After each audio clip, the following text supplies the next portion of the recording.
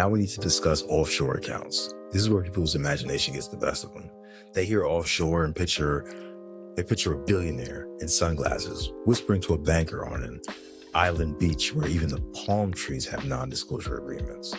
It's like the opening scene of a Bond movie, except you're not James Bond. You're the accountant who forgot to file Form 8938. But offshore doesn't automatically mean illegal. U.S. taxpayers can have foreign accounts, assets, businesses, or international investments. The issue is reporting.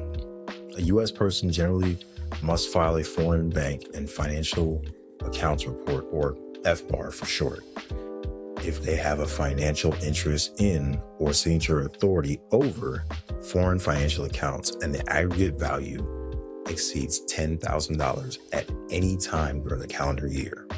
The IRS also uses Form 8938 for specified foreign financial assets when the total value exceeds the applicable reporting threshold.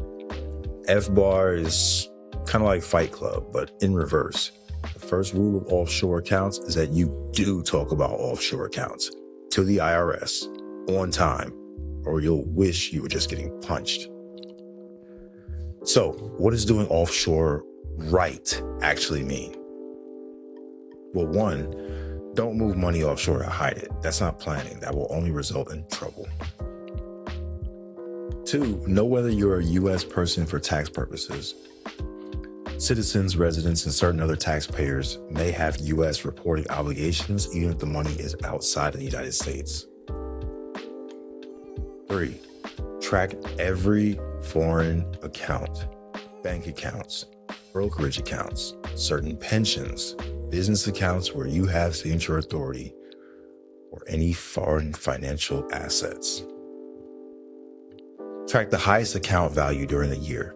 The FBAR threshold is not based only on year-end balance. It's based on whether aggregate value exceeded the threshold at any point during the year.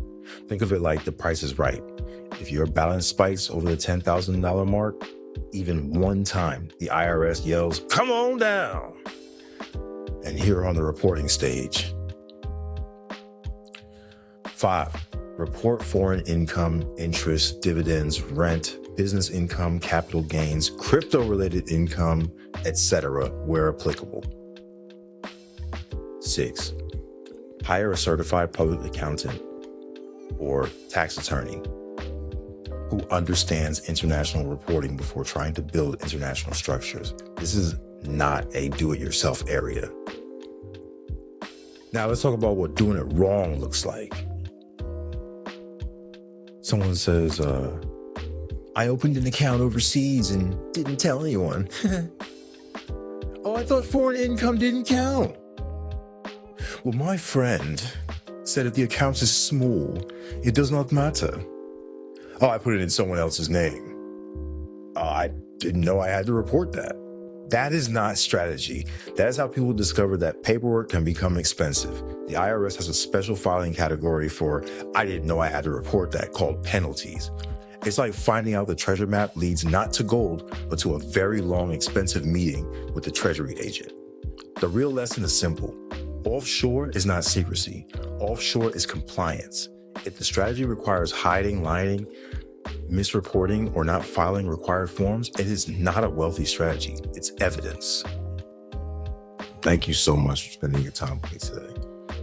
If this gave you a fresh perspective, I'd love to hear your thoughts down in the comments. And if you'd like to stick around for the rest of this journey, subscribing is always appreciated. In our next video, part 6, we'll be exploring charitable giving and generosity with structure. Until then, take care. I look forward to seeing you in the next one.